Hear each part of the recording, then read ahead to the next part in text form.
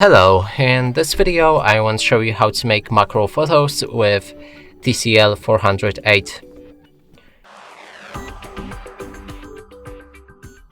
To do this we'll need to open our camera. Now open auto mode and click on these three lines on the left side. You should find a super macro. Now lift your phone and place the camera around 4 centimeters away from the object.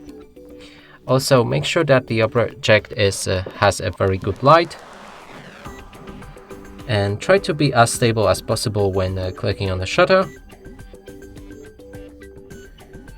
And that's how you take a macro photos. And that's it for this video. Hope you like it. Please consider subscribing to our channel, leave a like and a comment below.